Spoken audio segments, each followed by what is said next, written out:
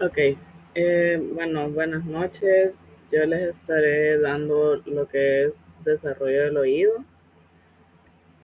Para iniciar, pues vamos a hablar un poquito como de cómo se divide el oído, porque así por partes pues, vamos a ver su desarrollo. El oído pues va a estar formado por tres partes anatómicas. Va a ser lo que es el oído externo, el oído medio y el oído interno. Lo que es el oído externo, pues va a estar constituido por lo que es el pabellón auricular, está el conducto auditivo externo y también va a estar lo que es la capa externa de la membrana timpánica o también solamente el tímpano. Luego lo que es el oído medio va a estar constituido por los tres huesecillos auditivos, que vamos a ver lo que es el estribo, el martillo y el yunque.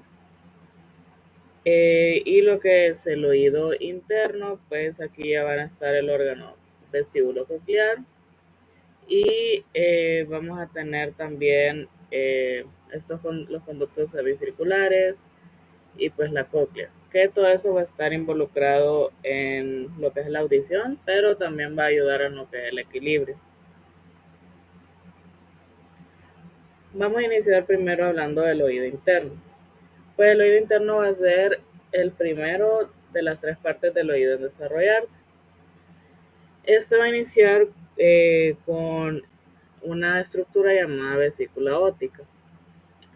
Entonces, este desarrollo va a empezar más o menos en la cuarta semana y pues lo que va a aparecer es que vamos a tener engrosamiento del ectoderma de superficie y lo que pasa con el ectoderma es que se va a engrosar. Se va a engrosar y va a formar algo que se llama la placoda óptica. Que es la placoda óptica, la vamos a ver aquí. Que aquí pueden ver que es el ectoderma de superficie engrosado. Entonces, van a haber señales inductivas, como que vienen desde el mesodermo paraxial y también de la noctocorda, y eso es lo que hace que ese ectodermo de superficie se engrose.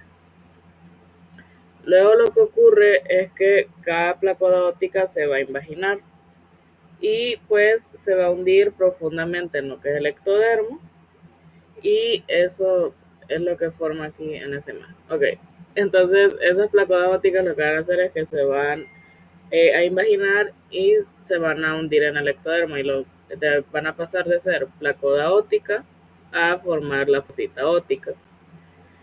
Ya una vez tenemos lo que es la fosita óptica, lo que va a ocurrir es que los bordes de esa fosa óptica van a unirse y eso es lo que va a formar la vesícula óptica. Como pueden ver ahí, se unieron los dos extremos de la fosita. Y esa vesícula óptica va a ser nuestro primordio del laberinto membranoso del oído. Igualmente, tiempo después, esa vesícula óptica va a perder su conexión con el ectodermo de superficie. Entonces, en vez de estar aquí, va a estar acá. Entonces, pierde esa conexión y pues a partir de ella va a crecer un divertículo y va a aumentar la longitud y eso es lo que nos va a ayudar a formar lo que es el conducto y los sacos endolinfáticos.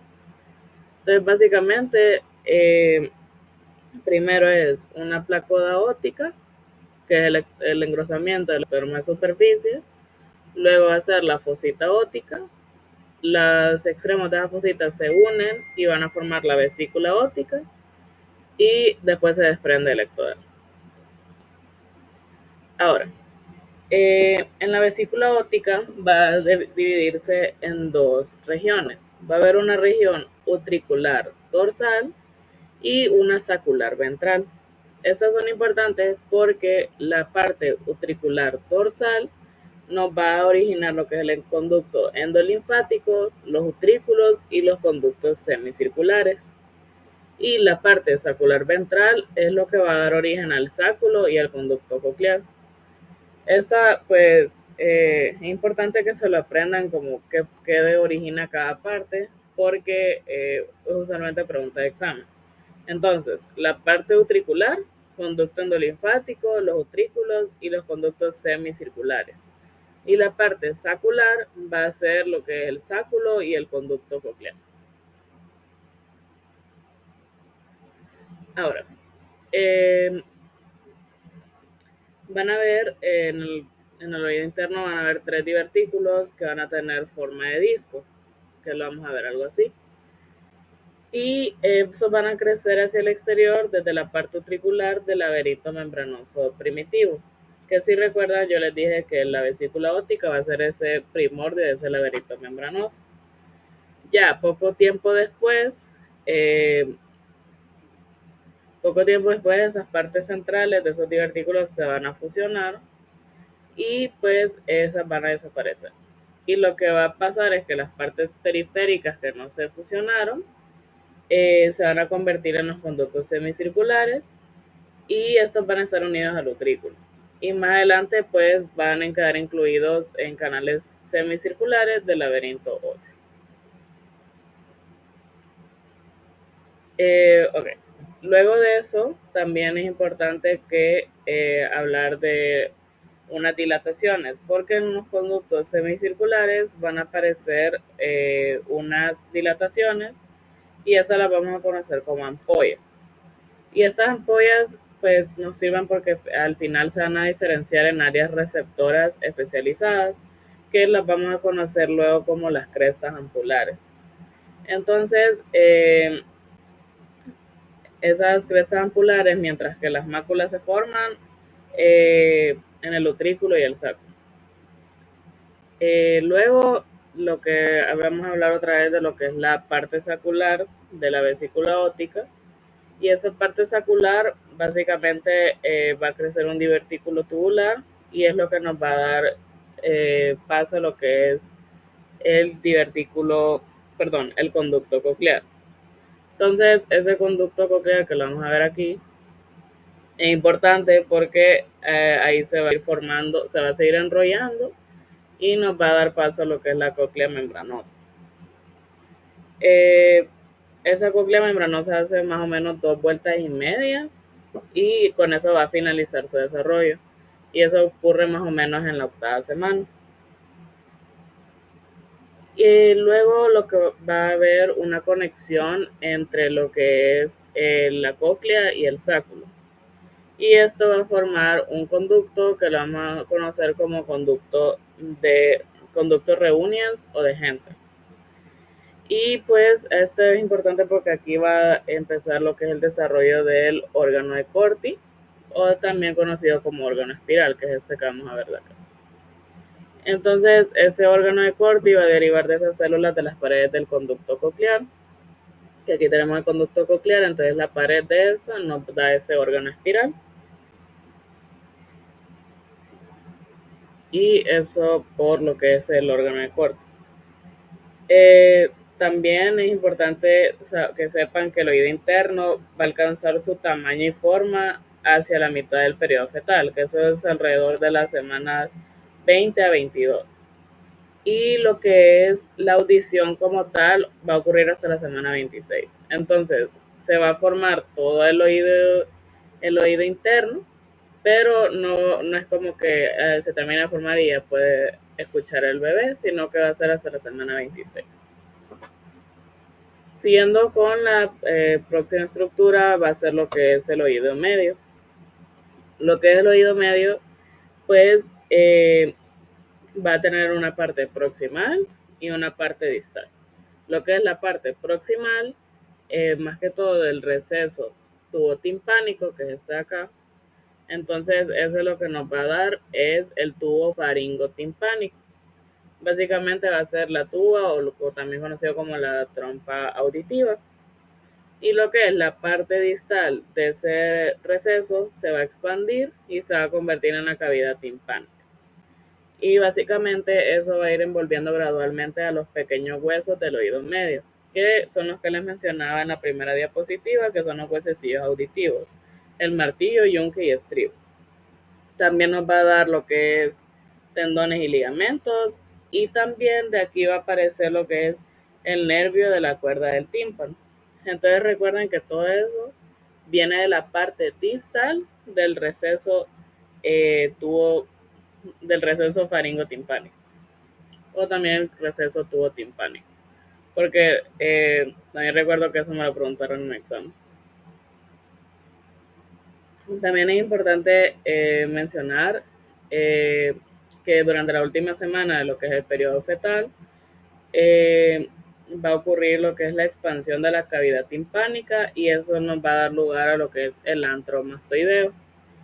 Y ese antromastoideo básicamente va a quedar localizada en la parte petrosa mastoidea de lo que es el hueso temporal. Y el oído medio no es que termina de ya toda su formación dentro del vientre de la madre, sino que ese oído medio, o sea, va a seguir creciendo a lo largo de la pubertad. Entonces su desarrollo aún sigue ya una vez nace el bebé. Y luego vamos a hablar de lo que es el oído externo. Lo que es el conducto auditivo externo, porque básicamente esa estructura que va desde el oído externo hasta lo que es la membrana timpánica, la vamos a ver que se va a desarrollar de la parte dorsal de la primera hendidura faríngea. Lo que va a pasar es que las células ectodérmicas de la parte profunda de este tubo van a proliferar. Y con esa proliferación van a formar una placa epitelial sólida. Y básicamente va a actuar como un tapón, y ese tapón tiene un nombre que es el tapón meatal. Y luego al final del periodo fetal, pues las células centrales de este tapón van a degenerar y es lo que va a formar la cavidad que se convierte más que todo en la parte interna del conducto auditivo interno. Eh, bueno, eso. Ahora, lo que es importante con el oído interno, con el oído externo es la membrana timpánica o el tímpano. Básicamente, el tímpano va a tener tres orígenes. Va a venir de lo que es el ectodermo, de la primera hendidura o surco faríngeo, viene del endodermo del receso tubotimpánico, que este receso tubotimpánico es un derivado de la primera bolsa faríngea, y viene del mesénquima de los arcos faringeos, de los arcos faringeos, específicamente del primero y segundo arco. Entonces, esos serían como básicamente los orígenes y los que nos da lugar a lo que es la membrana timpánica. Eh, Luego vamos a tener lo que es el pabellón auricular, que el pabellón auricular como tal va a ser nuestra oreja, que aquí pueden ver que va en formación. Esta va a proyectarse desde la parte lateral de la cabeza del embrión y van a haber proliferaciones mesenquimales y esas van a aparecer siempre en los arcos faringeos unidos. Y eso lo vamos a conocer como promontorios o también los van a escuchar como montículos auriculares. Y esos básicamente van a rodear la primera hendidura branquial. Lo que también parte de la oreja es lo que es el lóbulo de la oreja, y esa va a ser la última parte del pabellón auricular que se desarrolla. Y la oreja como tal va a alcanzar su estructura adulta hasta la semana 22. Que si recuerdan, en esa semana 22 también es donde más o menos termina el tamaño del oído interno. Entonces por eso coincide. Eh, Eso con lo que es el pabellón auricular. Ahora vamos a hablar un poquito de las anomalías. Vamos a tener varias anomalías, por ejemplo, como la anotia y la microtia. Básicamente, siempre que ustedes miren una malformación que tenga una A al inicio, es porque es la ausencia de algo. Y esta básicamente es la ausencia del pabellón auricular. Entonces van a ver que el bebé no va a tener una orejita. O sea, puede ser tanto unilateral o bilateral. Y vamos a tener una que es bien similar, que es la microtia, que básicamente sí se desarrolla el pabellón auricular, pero pues resulta en una oreja muy pequeña, no en un tamaño normal. También vamos a ver sorderas congénitas, que básicamente esto a veces es porque hay una anomalía en el oído medio o también en el oído externo. Y esto es usualmente genético. No hay como Hay veces que no hay una razón en específico, pero también se puede asociar por alguna enfermedad que haya padecido la madre. Digamos, si la madre llegó a desarrollar durante el embarazo rubiola, entonces por rubiola congénita va a afectar al niño alrededor de las 7 y 8 semanas y eso puede resultar en una sordera congénita.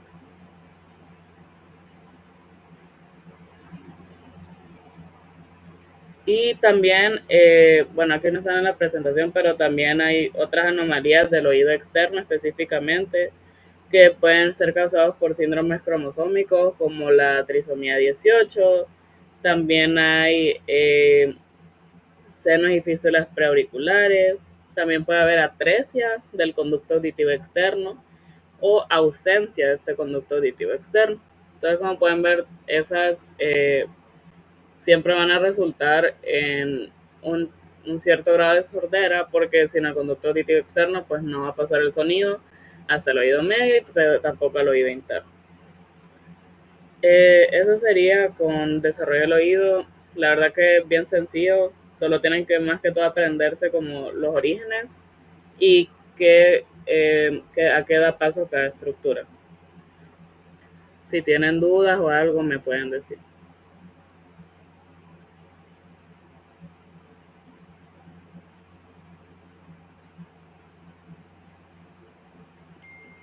Bueno, espero que les vaya muy bien en su examen y pues cualquier duda o lo que sea, pues estoy a la hora.